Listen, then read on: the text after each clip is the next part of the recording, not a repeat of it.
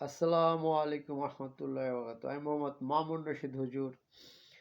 আউযু বিল্লাহি মিনাশ শাইতানির রাজিম। বিসমিল্লাহির রহমানির রহিম। আলহামদুলিল্লাহি রাব্বিল আলামিন আর রহমানির রহিম। মালিকি ইয়াউমিদ্দিন।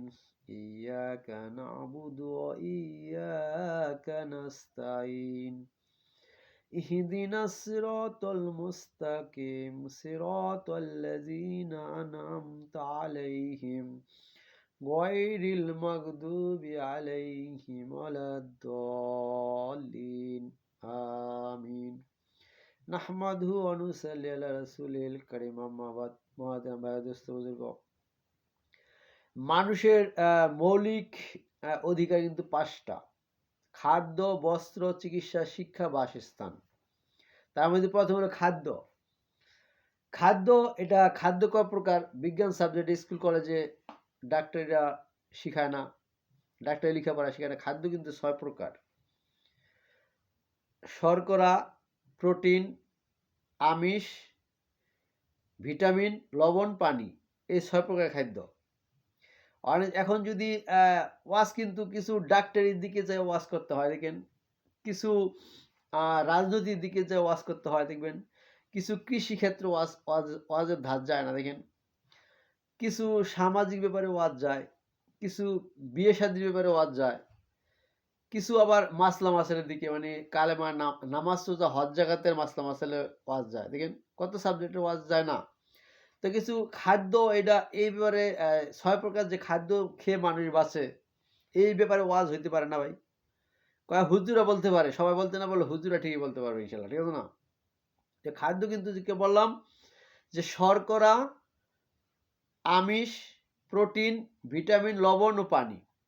এখন কেউ যদি মনে করেন এই 6 প্রকার খাদ্যের ভিতরে শর্করা, আমিষ প্রচুর খাইলো কিন্তু লবণ পানি কম খাইলো, তাহলে ভাই স্বাস্থ্যে একটা ব্যাঘাত ঘটবে না? লবণ পানি কম খেলে গ্যাস্ট্রিক হয়ে যায় না?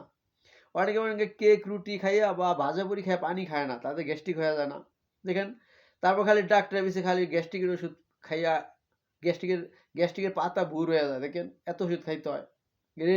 রেনিটিডিন, স্যাকলো, অ্যান্টাসিড প্লাস, দেখেন অ্যান্টাসিড গ্যাস্ট্রিক তো। তারপরে ফাইল আছে না, গ্যাস্ট্রিকের ফাইল যেগুলো, দেখেন অ্যান্টাসিড ফাইল।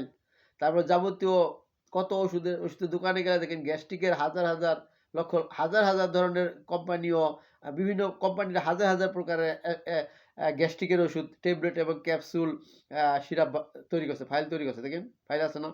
তো এগুলো মনে করেন যে কেউ যদি শর্করা, আমিষ, প্রোটিন, ভিটামিন ঠিক খাইলো কিন্তু লবণ আর পানি কম খাইলো, তো পানি কম খাইলে কি হলো?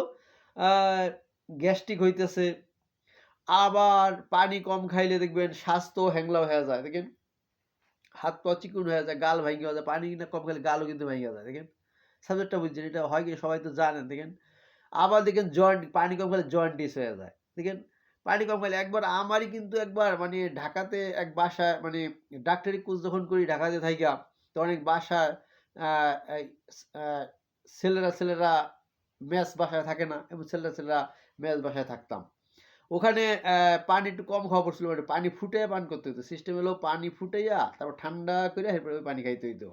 তো এখানে একটু পানি কম খাওয়া পড়ছিল, ফুটাইয়া খাওয়া হয়, তো দেখি কম খাওয়া পড়ছিল আর কি। চাপ কল থাকলে মনে করেন যে ওইটা হইতো না। একটা চাপ দিয়ে এক গ্লাস ঢাইলা খাইয়া ফেলা যায়। দেখেন বাজারে, মার্কেটে, বাড়িতে টিউবওয়েল থাকে না, দেখেন বাসা গ্রামে হোক, গ্রামের বাড়িতে বেশি টিউবওয়েল থাকে, গ্রামে দেখেন টিউবওয়েল থাকে, শহরের টিউবওয়েলটা কম থাকে। শহরে হলো ট্যাপ ট্যাপ মানে হাউসে পানি ওঠে, মোটরে পানি ওঠে, তারপর ট্যাপ সেরা পানি। আবার ওখানে আবার সাপ্লাই, শহরে সাপ্লাই পানি আছে। মাম মাম মাম বোতল বিক্রি করে, ওগুলো পাওয়া যায় দোকানে দোকানে। মাম কিনে আনে, বোতল কিনে আনে, তো জানেন সবাই, শহরের খবর তো সবাই জানেন। আবার ওয়াসা আছে, বিভিন্ন ওয়াসা মানে পানি সাপ্লাই, লাইন ধরে সিরিয়াল ধরে ভিজিটিং কার্ডের মতো কার্ড ঢুকাইলে পানি, যে কতটুকু পরিমাণ পানি, কতটা পানি আনবো, ওই পরিমাণ গ্যালন বইরা যায়। কেউ 5টা 10টা 15টা 20টা গ্যালন বইরা লো একবারে, আনে কিনা, দেখেন পানি আনে কিনা এই সাবজেক্টটা। তো এগুলো মনে যে পানি ওই ফুটে খাইতে হইতো, দেখি আমার জয়েন্টিস হয়ে গেছিল। কিন্তু পরে আমি না পানি খাইছি, পরে লগলে ভালো হয়ে গেল। তাহলে বুঝা গেল পানির অভাব হয়েছিল। ঠিক আছে, সাবজেক্টটা বুঝছেন। তো জন্ডিসে কিন্তু চোখ কিন্তু হলুদ বর্ণ হয়ে যায়, দেখেন হলুদ বর্ণ হয়ে যায়। জন্ডিস রোগ ধরার কৌশল কিন্তু এটাই, রোগ ধরার চিহ্ন কৌশল এটাই, যে চোখ কিন্তু হলুদ বর্ণ হয়ে যাবে জন্ডিস। এটা তাহলে তখন বুঝে নিতে হবে তার জন্ডিস হয়েছে। তখন আমি ঠান্ডা পানি খাইছি, কয়েক 2-3 গ্লাস খাইছি, পরে ওইটি কাজ করে ফেলেছে, কাজ করে ফেলছে, পরে দেখি জন্ডিস ভালো হয়ে গেল। তাহলে আমি বুঝতে পারলাম যে পানির অভাবে জন্ডিস হয়। পানি না কম খেলে জন্ডিস হয়, এটা আমি বাস্তবিক প্রমাণ পাইছি এটা, বুঝলেন না? সবাই এই জন্য পানি সবাই বেশি খাওয়ার চেষ্টা করবেন, ঠিক আছে না? সবাই পানি বেশি খাবেন, তাই লম্বা ওয়াজ করার দরকার নেই, ঠিক আছে? বেশি ওয়াজ ভালো না, অল্প কথায় আমল করলে, এটা আমলে পরিণত করলে এটা কাজে লাগবে। সেই জন্য সবাই পানি বেশি খাবেন। ডাক্তারের মধ্যে প্রতিদিন কমপক্ষে 6 কেজি পানি ডাক্তাররা অনুরোধ করে খাইতে, সবাইকে, সব মানুষকেই, সে নারী হোক পুরুষ হোক, সবাইকে 6 কেজি, কমপক্ষে 6 কেজি পানি পান করতে বলে প্রাপ্তবয়স্ক যারা। আর মনে করেন যেহেতু বাচ্চা, হ্যাঁ পানি খাওয়ানো যাবে না। ছোট শিশু হয়তো ফিটার বুকের দুধ খায়, তাদেরকে পানি 6 কেজি পানি খাওয়াইতে চাইলেইব? তাদেরকে চুষনিতে, যারা মিষ্টি মধু চুষনিতে খায়, হ্যাঁ 6 কেজি পানি খাওয়ানো যাবো? হ্যাঁ কিন্তু খাওয়ানো যাবো না। হ্যাঁ খায় বড় হইলে, কৈশোর শিশুর যুবতী পরিণত যখন হবে তখন খাইতে হবে। আর কৈশোর কিশোরী বয়সেও তত পানি খায় না, দেখেন কুয়ে খাওয়াইতে হয় বাবা মার। প্রাইমারি স্কুল, নাজেরা যখন মক্তবে পড়ে, বা মাদ্রাসায় নুরানি 1-2 এ পড়ে, তখন কিন্তু ওই ছেলে মেয়েদেরও কিন্তু বইলি খাওয়াইতে হয়। দেখেন মা বাবা বইসা খাওয়াইয়া দেয়। দেখেন নুরানিতেও পরে 1-2 এ পর, তখনও মারা খাওয়াই দেয়, দেখেন খাওয়াই দেয়। বা পানি খাওয়াই দেয়, বাবা পানি খাও, ভাত খাওয়াই দেয়, মা নিজে খাওয়াই দেয়, বইসা খাওয়াই দেয়, ঠিক আছে না? এজন্য প্রাপ্তবয়স্কদের জন্য এটা 6 কেজি পানি খাওয়া, ঠিক আছে না? একটা প্রাপ্তবয়স্কদের কমপক্ষে 6 কেজি, কমপক্ষে 6 কেজি পানি প্রতিদিন খাইতে হবে। বেশি খাইলে তো সমস্যা নাই। বেশি খাইলে আপনার লাভ অপশন হইব। খারাপ হইব? আপনি তো পানি খাইলে, কথা আছে না, খাইলে কামে লাগবে, ঠিক আছে না? কিন্তু আবার এত পানি, আবার পানির ত্যাগ আছে না, সেটা মানতে হইব না। ঠিক আছে না? পানি ত্যাগ মানতে হইব, আবার এইটা আবার এইজন্য আবার হোসাইনে পানি ত্যাগ কইরা, পানি ত্যাগ করায় মারাইছে। এজিদের কাহিনী যেটা, ওইটাও তো আবার বুঝতে হইব। ঠিক আছে না? এজি দহন যাবো না। ঠিক আছে না? ওয়াজটা বুঝছেন? পানি ত্যাগ মানতে হইব দেইখা হোসাইনে পানি ত্যাগ করাইয়া মাইরা পরে কালেমা পড়ছে দেইখা মুসলমান হইছে, দেখেন। কিন্তু আ সীমার যে ও তো মুসলমান হয় নাই, ও তো জাহান্নামে যাবে। ঠিক আছে না? কিন্তু এজিদ সেনা পরে কালেমা পড়ছে দেইখা জাহান্নামে যাবে। কয় কালেমা পড়লে তো সব গুণেই মাফ হবে। দাহিয়াতুল কালবি দাহিয়াতুল কালবি অ্যা অ্যা ৯৯ টা মেয়ে জিন্দা মাইরা, নিজের মেয়েকে মাইরা, তারপরে তো কালেমা পইড়া মুসলমান হইয়া মাপ পাইছে। মাপ পাইছে না? দাহিয়া কালবি যদি মাপ পায়, এতগুলি ১০০ টা মেয়ে যদি মাইরা যদি মাপ পাইতে পারে, অ্যা অ্যা কালেমা পড়লে মাপ পাইতে পারে, তাইলে পানির অভাবে হোসেন হত্যার হোসেন হত্যা পরিবার, বা যারা আশুরার ময়দানে যারা শহীদ হইছে আরকি, আ তুরা আ আশুরা ময়দানে আরকি, কারবালা যারা শহীদ হইছে, তাদেরকে মাইরা কালেমা পড়লে মাপ পাইব না কে? সাবজেক্টটা বুঝছেন?